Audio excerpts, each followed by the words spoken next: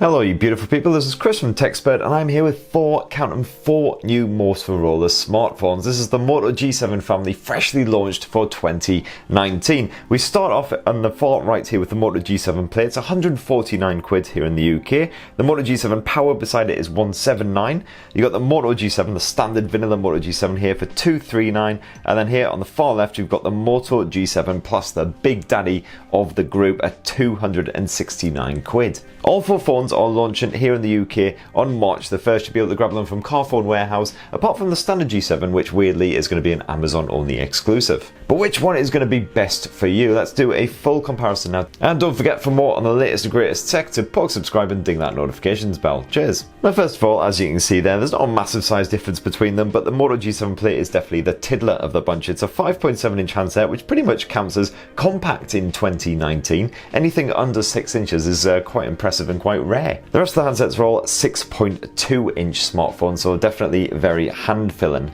You'd be hard pressed to tell the difference between the G7 Plus and the G7 from the front. They basically look identical. You do get slightly chunkier bezels here on the G7 Power, however, including this big mustache style notch up top, and definitely chunkier bezels down below as well. Now flip them all around and you'll see that their construction is slightly different as well. In the case of the Moto G7 Plus, the G7 and the G7 Power, they're all constructed of glass. You actually get a Gorilla Glass finish here on the back on the G7 Plus and the standard G7. So they'll be nice and rugged, hopefully resist scratches and scuffs over time. In the case of the G7 Power, it's just standard glass, there's no Gorilla Glass protection. Hopefully it'll still be okay though. At least in the box you do get a nice transparent cover bundled with these three glass phones.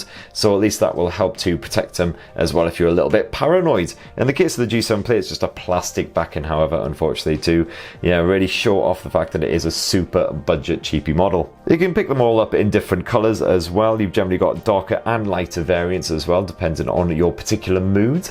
Because the G7 and the G7 Plus, they're not just Gorilla Glass as well, they do actually support P2I nano coating as well, which means that basically they are splash resistant. So good news if you're constantly going out in rather shitty British weather. Good news if you've got an old wired pair of headphones, because all four of these smartphones also sport a 3.5mm headphone jack. And yes, you get a bit of Type-C USB action in all four cases as well. Even the cheapy Moto G7 Power and the G7 Play use a bit of Type-C rather than that crappy old micro USB. All four smartphones also have a rear mounted fingerprint sensor, and it's absolutely fine in all four cases. Bit of a tap and you, after a slight pause, are into your desktops. Fairly quick and efficient. So let's take a look at that screen tech. And as I mentioned before, it's a 6.2 inch display in the case of the G7 Plus, the G7 and the G7 Power, whereas it's a 5.7 inch here on the Moto G7 Play. However, they're all LCD panels. You don't get anything posh like OLED or anything as you'd expect at that more sort of budget price point. You get full HD plus resolution here on the top two handsets, whereas the more budget two, unfortunately, is just HD plus. Just take them all side by side, there is a clear difference. You do get slightly more grainy visuals here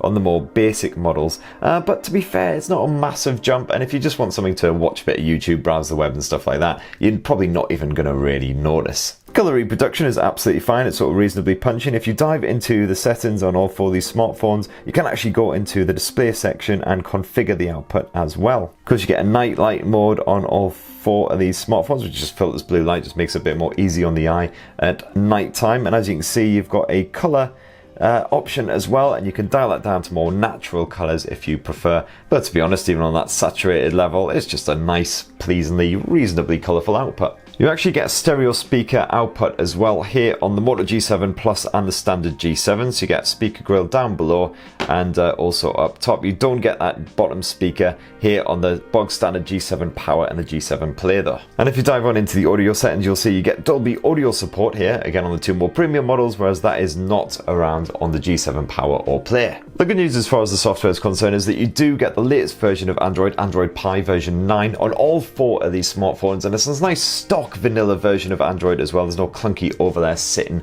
on top or anything. The only thing that Motorola has added of its own is the Moto Suite. It basically adds a whole bunch of bonus features to your Moto smartphone. It's not exactly the same on all four of these handsets, however. If you dive into the menus, you'll immediately see that the Moto voice option is absent from the play and the power. You do not get that Moto voice assistant, which is quite handy when you're driving. Just gives you the ability to, for instance, read out text messages, things like that, so you don't have to actually look at your smartphone. But all three of them do have the Moto actions, which is basically just a set of gestures to help make things a bit easier to use. With that, you get the likes of the swipe to shrink option, which I can never say first time.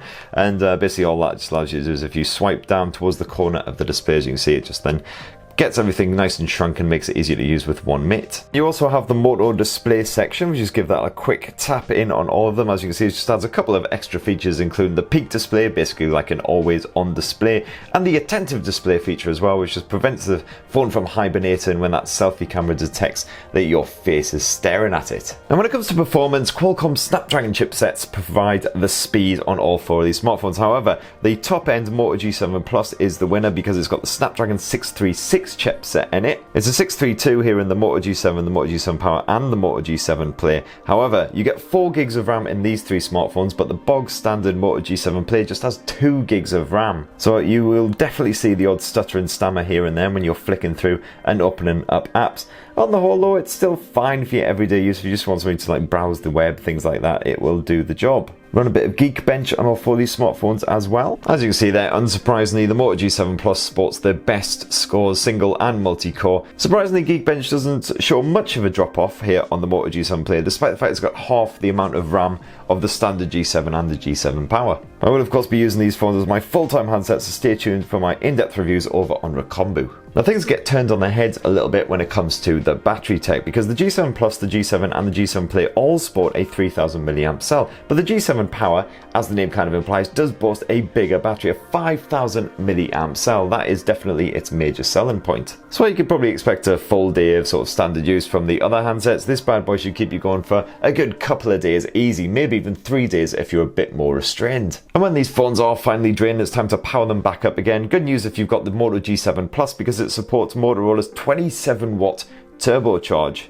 In the case of the G7, it's the 15 watt turbocharge, so not quite as nippy, unfortunately. You get 18 watts here on the G7 Power, because it will take forever to fill that 5000 mAh cell. And then on the G7 Play, it's very bog standard basic 5 watt charging, so that'll definitely be one to plug in overnight. And if you are ever struggling with the battery life or anything, all of them sport a battery saver mode, and as you can see there, you can actually see what's sapping your power and do something about it as well. As for the storage, you get 64 gigs on everything apart from the Moto G7 Play, which only comes with 32 gigs. And as you can see, a good chunk of that is already used up before you even really get properly stuck into it. Thankfully, all 4 do support micro SD memory card expansion up to 512 gigabytes. So at least that's good news for carrying around lots of media and the like. So if we flip these phones around again, it's no surprise that all 4 Moto G7 smartphones boast a different bit of camera tech. Here on the G7 Plus and the G7, it's a dual lens rear snapper, whereas it's just a single lens here on the G7 Power and G7 Play. The Moto G7 Plus is of course the most premium of the 4. It's got a 16 megapixel